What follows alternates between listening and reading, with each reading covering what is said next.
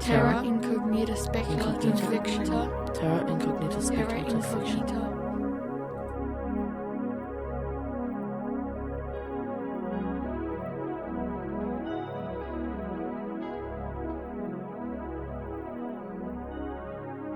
Welcome to this month's Terra Incognita Australian Speculative Fiction podcast.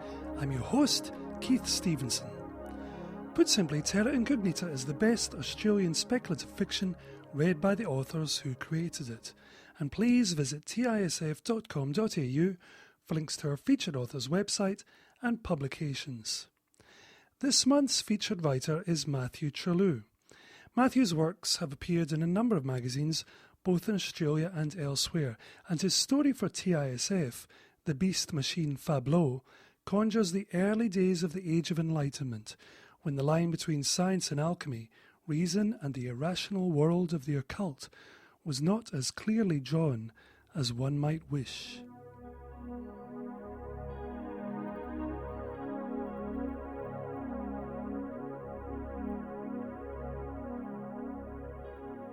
Leaning over his cluttered workshop bench in a moment of whimsical reverie, the tinkerer held up a skeletal lion's paw in one hand, and with the other flicked away at its retractable claws. "'Tis mine, truly, as lion alone," he muttered as he pulled at the first. It flipped back feebly, and he prodded the next. "Also the second to me should belong," he said, "by the right of the strong, and again as the bravest the third, and whoso might but touch the fourth." His pointer finger on the quaternary claw, he gazed around at the corpses, models, automatons and skeletons that occupied his small vault in various states of assembly, as if daring them to impinge on his lion's share. Then suddenly he shouted, "I'll choke him to death in the space of a breath!" He looked around as if he might have startled someone with his roar, but of course he was alone, but for his assorted simulacra. Only from the very corner did he hear a small commotion, a peep from one of his replica rats, programmed to frighten at loud noises, and various squeaks and shufflings from some real claimant of the murid species, who did the same by nature. He smiled and placed the paw back among the other leonine parts, arranged in the rectangular space he had freed from the litter. They rested atop the large image he had copied from Perrault's memoirs, each organ corresponding to its two-dimensional representation and indexed with its alphabetized nomination: esophagus, upper and lower jaws, heart and lungs, etc. Of course, he had by needs amended the illustrations with his own observations, taken, as the philosopher suggested, during his own dissection of a lion, and purchased, as his own wits made possible, from a German animal trader of ill repute. Thus revised, the sketches had heretofore served him well in the construction of his numerous lion machines. But this latest creation, which he hoped would serve in his tableau of the lion beaten by the man, as retold in Book 3 of La Fontaine's Fables, had thus far eluded his skill. To have the beast converse with its human mockers was one thing. Long had his animals held forth loquaciously on all variety of topics. But to have it paint a picture of a lion defeating a man in combat? Something in the mechanics of the African king's digits prevented the easy gripping of a brush. But oh well. He had never realistically expected that display to be ready by today's fate. There was more than enough already on offer. By next month, however, when it was rumoured that the king himself might attend the tinkerer's now famous Fableaux, rather than just his envoys. Hopefully by then he would have solved the problem of the opposable clause. No doubt, for never before had his artisanry been hindered for any great period.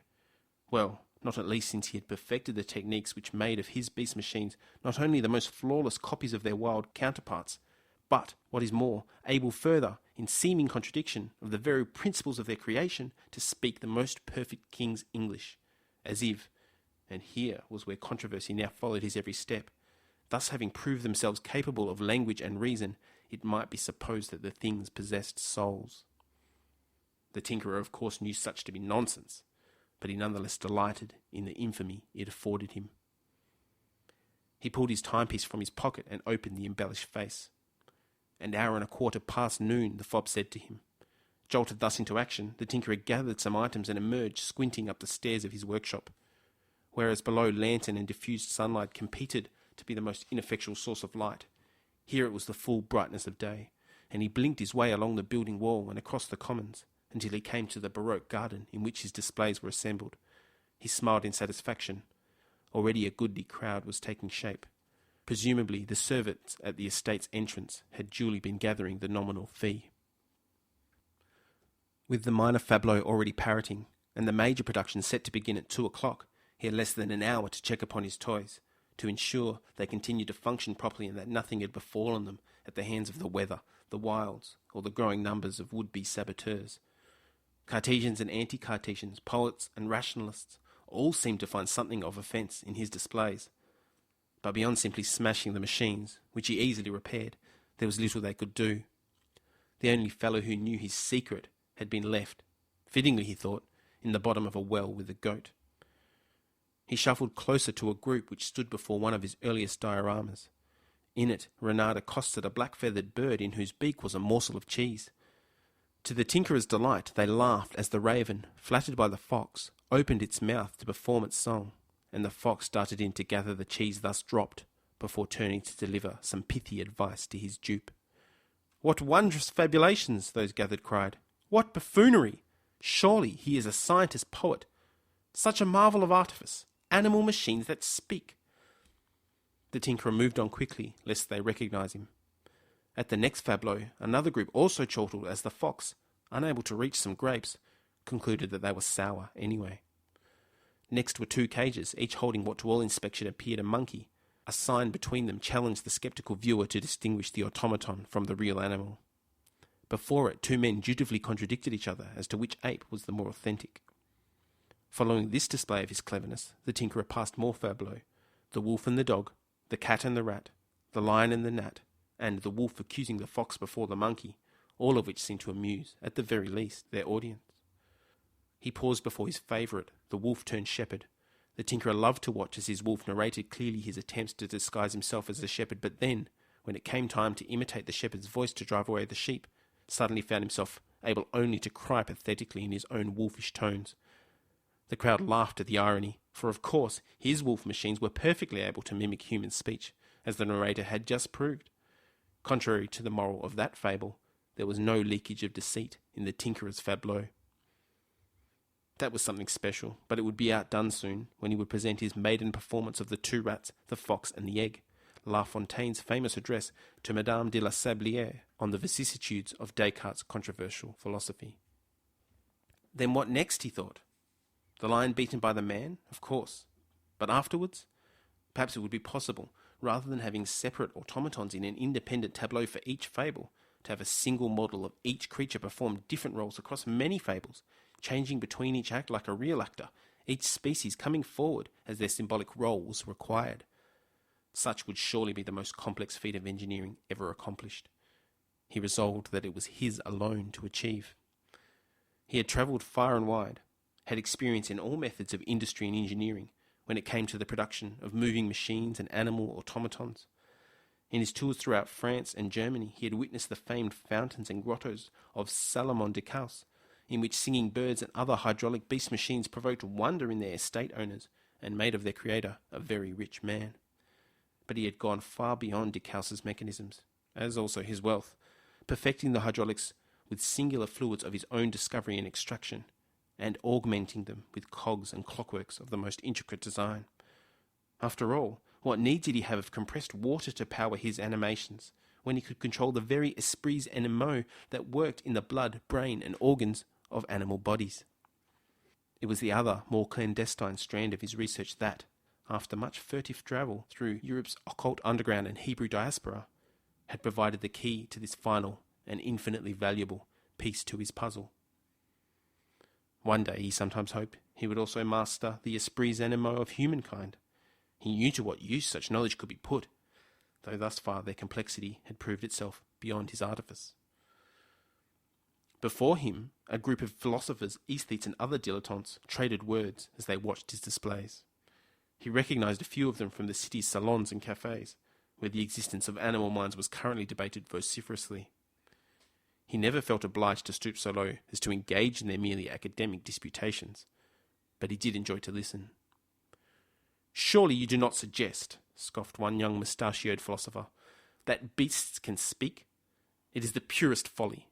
His interlocutor, clad in an ornamented hat of the latest fashion, held out his palms. "And I would agree, had I not but seen it for myself. Do not mistake me for that fool Montaigne, who followed the ancients in supposing animals to speak a language we do not understand. Of course, the song of a bird or the barking of a dog simply express the animal passions, and are not to be confused with human speech through which reason speaks. But the automatons here, they speak properly and tell fables. That is precisely the point. He has created beast machines, programmed mechanical animals that demonstrate that it is only through the voice of human reason that animals can be made to speak. As Descartes shows us, animals are nothing more than machines. It seems, scoffed a priest among them, that our friend Peterson looks upon Cartesianism as the very embodiment of reason, and thinks himself, added another, the very embodiment of Cartesianism. Chortles rippled the company. Except, of course, for his very body, mute clock that it is. One fellow snorted at that. Peterson simply gazed upon them with his left brow raised almost perpendicular to his right. You may mock, gents. Indeed we do. But my argument stands for itself. That animals are mere clockwork is demonstrated before your very eyes. These so-called speaking voices are simply the result of bodily movements, mechanical actions like the jerking of a limb, all perfectly understandable as an effect of motion, subject to nature's laws like the rest of the extended world. Granted, returned his original opponent, but the fact that through such mechanisms he is able to produce the equivalent of human speech, do you not see the reductio ad absurdum thus created? I am afraid one of the premises of your precious Frenchman must be rejected. May I suggest, perhaps, that of the uniqueness of human reason? But they do not speak reason, but nonsense, fables such as any artist could conjure. Only poets and fools would still imagine beasts who speak. Not imagine, create! Nothing but irony and trompe-l'oeil. Nothing but, is there anything of more consequence? Happily lost in the to and fro of their argument, the tinkerer was surprised to find his arm being tugged almost from his body. He looked down to see one of the urchins in his employ, his regular dishevelment reduced for the occasion to a mere hint of scruffiness. My lord, come quick. There's someone wants to interfere with your animals. What, boy? The tinkerer gave him a short clip about the neck, if only to stretch out his overyanked arm. You were to stand guard. Yes, my lord, but you see, you said to me, if another wants to pay me to let them pass, then I... What I said, lad, in a clear understatement, was that you should at least pay me the courtesy of informing me, so that I might have the opportunity to match or better their bribe. But before even finishing his sentence, he could see from the urchin's face that he had, of course, already taken the bribe, before coming to warn his master. Reminding himself never to work with children again, he rushed to the grotto where his star performers were set aside. There he saw a most horrific spectacle. Next to his most complex creation yet, the fox who was shortly to narrate his crowning tale, stood the weed-thin silhouette of his rival, Renoir. By all rights he should have been deceased, his bones mingled in tepid water with those of a goat. But here he stood, leaning over with his treacherous mouth by the fox's large ear, whispering something. He, the only other living being to know the tinkerer's secret of the esprit animaux. The tinkerer rushed forward, uttering vengeful profanities, but found himself stopped short by a sabre point at his throat. Renoir continued to whisper his disruptive magics into the fox machine, an exultant smile playing at his eyes, the blade casually abutting his limp-seeming wrist. Shocked and enraged as he was, the tinkerer knew better than to challenge him. Foxy the frog may be, but, the scars on his chest reminded him, wolfish too. He had first come across Renoir during his continental travels, on a visit to some minor prince's menagerie. There, to one side of the animals so rationally displayed, tabulated according to their characteristics, this broomstick of a Frenchman had set up his farcical pageant. Come one, come all, he had cried, to see for La Fontaine's fables performed by real live animals. The tinkerer had laughed as Renoir's pathetic beasts were set upon the stage, so disgracefully clothed and prodded. Not a single one performed as wished. They dumbly ran, hid and moped in corners, fought one with another, fell asleep, shat and pissed, and even died, failing to live up to their true symbolic meanings. It was an absurd spectacle, but it had set the tinkerer to thinking, and then to much work, and subsequently to wealth and fame. When next they crossed paths, Renoir had got in his head the idea of a most preposterous disputation, following which they had contended many times until, the tinkerer thought, his final victory. But now... He breathed in deeply, watching his Fableaux evaporate before him. I should never have given you the opportunity of escape, he said. Renoir could not resist turning momentarily from his infernal whisperings. You, of all people, should have known that I would live up to the fable. He once more poked his large nose into the fox's ear. You only ever failed. The tinkerer was shocked from his retort by a figure slamming into Renoir from outside his vision, knocking the Frenchman into the ground and away from the fox. The tinkerer jumped up to rescue his creation, only to find the sabre once more slashing at him. He leapt back to see Renoir now stood with his wits full about him, having grasped the wriggling and screaming street urchin by the neck. He brought his blade to the boy's stomach and made to pierce him when, thwack! Renoir crumpled to the ground. The street boy scrambled away. Behind them stood a bluecoat, sap in hand, seemingly disgruntled from the exertion. The king's private royal guard. That meant... "Good sir," the rather large and serious minder said as he leant down to gather Renoir over his shoulder. "His Majesty does look forward to your performance. You will not make me tell him that this minor interruption has spoiled his afternoon's enjoyment, will you?" "No, of course," he said. "Good." The guard trundled off with Renoir doubled at the waist. "Put him in the cage with the monkey," yelled the tinkerer after them. "Either one." He turned to his fox, strewn on the ground. It seemed undamaged in form, but inside, what new animal spirit words had his rival introduced? With much trepidation he pulled gently on the fox's tail to begin its routine. The fox opened his mouth and recited, "The great are like the maskers of the stage. Their show deceives the simple of the age." At that line, the tinkerer knew just what evil Renoir had performed. "The fable of the fox and the bust?" He shook his fist after his dispatched rival. "You thought to embarrass me in front of the king, mocking his Majesty and insulting us both?" In his hands the fox continued, "All their glory is a semblance thin." The tinkerer struck out, silencing it before it could finish the tale with that perfidious remark, comparing lords to brainless busts. What to do? He reached for his fob just as the bells pealed twice from the nearby chapel. He cursed. Already it was time for the performance to begin. There was nothing for it. He must overturn Renoir's vile words. Never before had he composed esprit and emo in such haste. He remembered the night he had wrested the secret from that Jew in a Parisian back alley. The feeble Kabbalist had desperately muttered his own combinatorials in a last-ditch attempt to induce his golem to defend him. But the superior had prevailed. That whole episode, particularly the unfortunate accident that had subsequently befallen the poor man, still occasionally woke the tinkerer at night. But he comforted himself with the thought that, like his beast machines, it had yet to be proved that Jews were capable of rising above their base desires to incarnate human reason. He, now, must do better. The performance must go on. The king was waiting. He ran through the fable in his mind, imagining the movements of the fox's tongue required to make the sounds, and translating them backwards into the motion required to pass as animal spirits from his brain.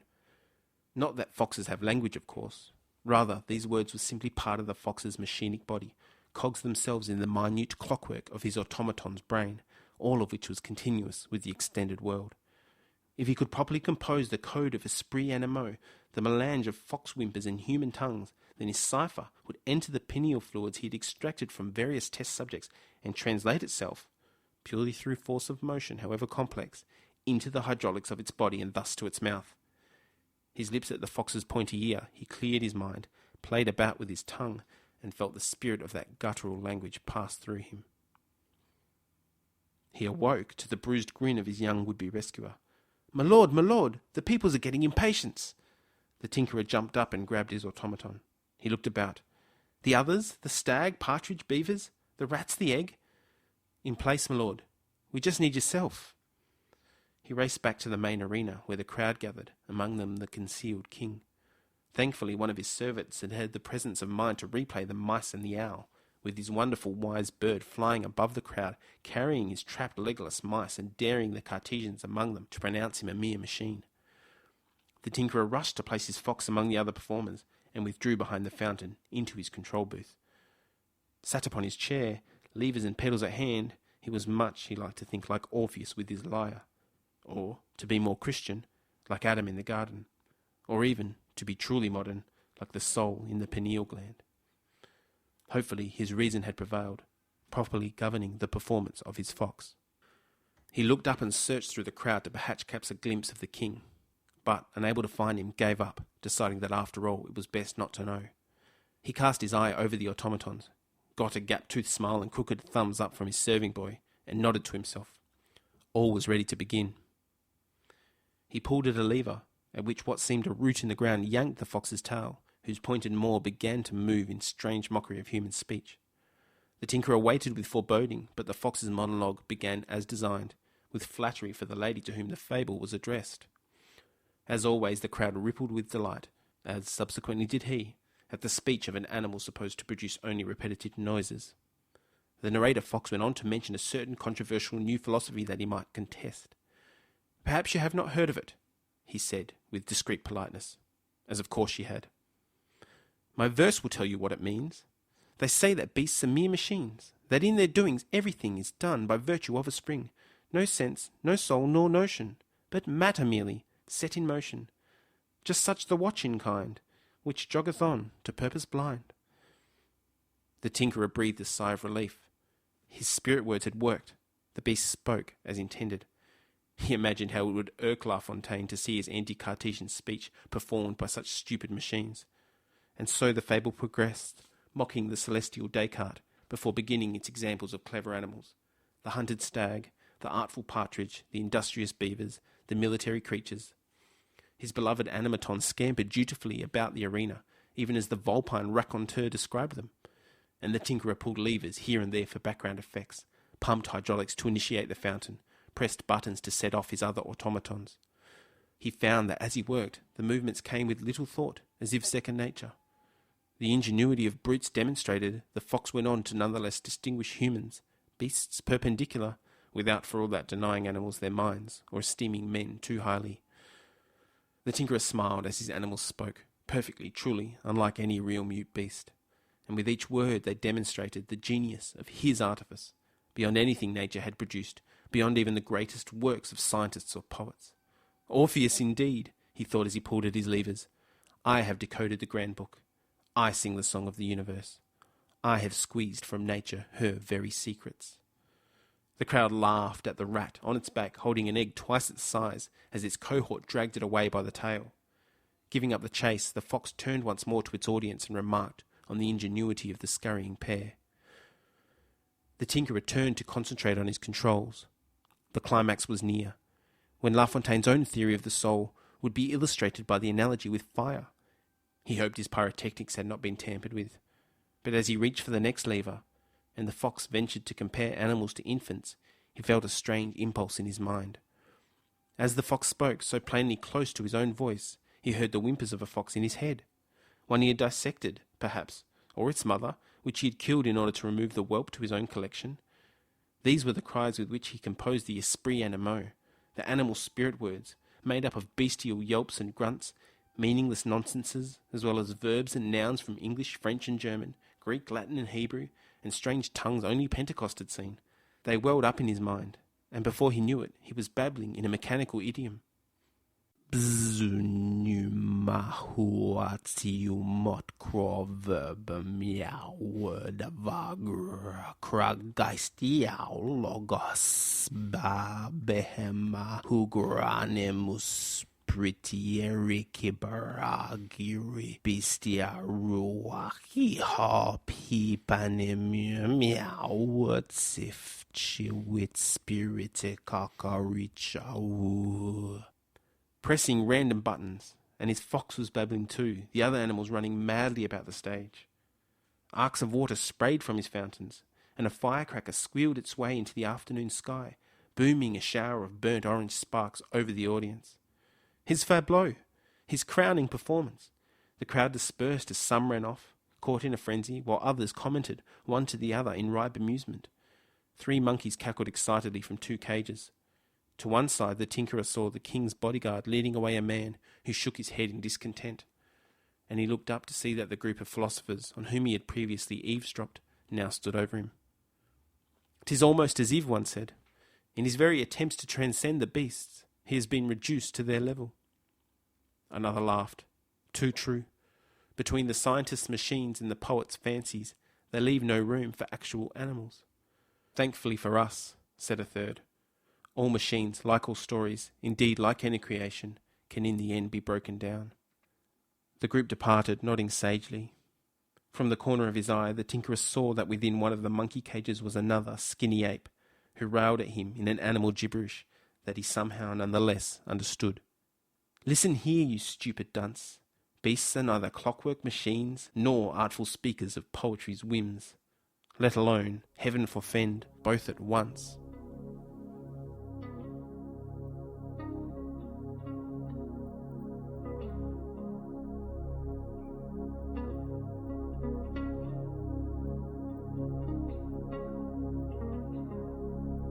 Terra incognita speculative fiction.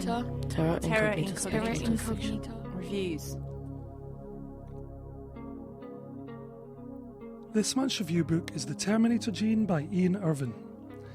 The Terminator Gene continues best-selling fantasy author Ian Irvine's gritty environmental spec-fic thriller, which began with The Last Albatross, reviewed in TISF number 6.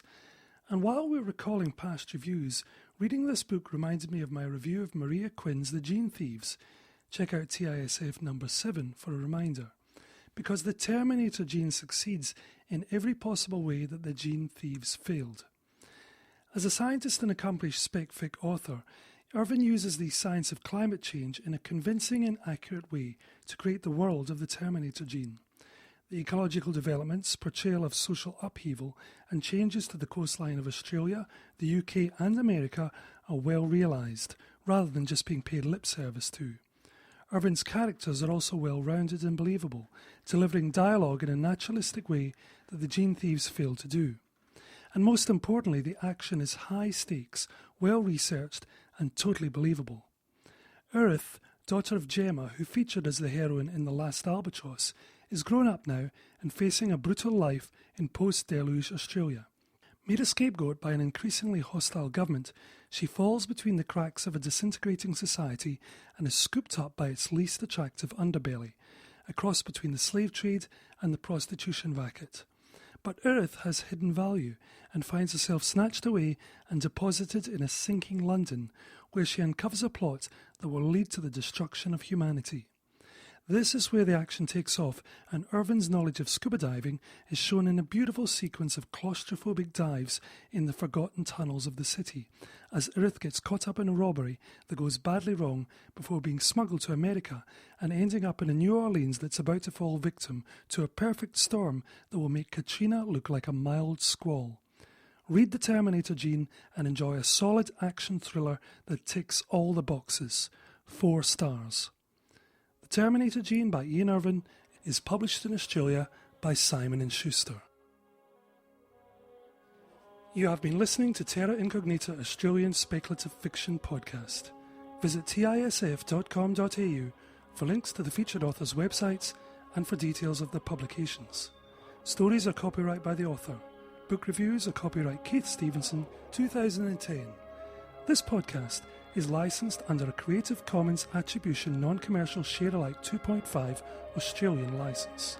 See our website for details. Please tune in next month for another podcast of the best Australian speculative fiction read by the authors who created it.